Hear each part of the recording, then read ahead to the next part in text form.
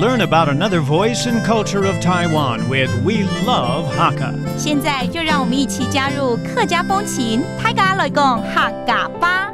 Hello, it's time for another great edition of Practical Hakka here on ICRT.Hello, 你好，大家好，我是 Alice Pong. Hello, 你好，大家好，我是 Joseph Ling. And this month, a little different approach, but really teaching you phrases and vocabulary of how to say, do you have time? 有空吗？有闲吗？有闲吗？有或者是某就是没有空。Yes. 好，通常我们都还是会希望大家有空啦。但是有的时候真的没空啊。所以呢，我们今天来教一个就是没空之后你会 follow up 的一些问话 ，OK? So first of all, 你现在有空吗 ？Do you have time now? 呀哈，有闲吗？呀哈，有闲吗？呀哈就是现在现在哦。呀哈 that means now. 有闲吗 have time. 然后你的答案就会是我懂没闲，我很忙哦，你很忙啊，就没赢的对吧？对啊。Okay, that means no, I am busy right now. 那这时候我可能也有很急的事情啦，对不对？Maybe it's an emergency, something that's very urgent. 我就会说 please, 拜托，很急。Please, it's an emergency. 拜托，很急。拜托，don't give. 拜托，要有点那样子。拜托 ，Please, don't give. 就真的很急 ，OK。那拜托是四线腔，对，海陆腔就拜托，拜托你了。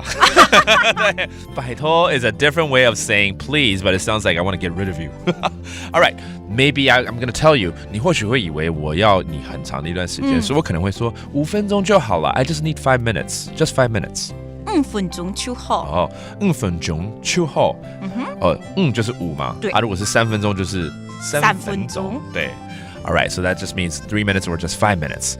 And maybe 我看你真的很忙了，不好意思打扰，我就说好吧，下次再说。All right, next time then. 好啦，下礼拜再讲。好啦 that means okay. 下礼拜就是下一次。对，再讲再说这样子。Oh, great.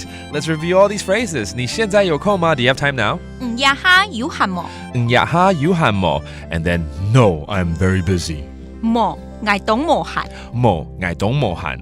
And then I go, please, it's urgent. 拜托很急。拜托 don't give. 拜托 don't give.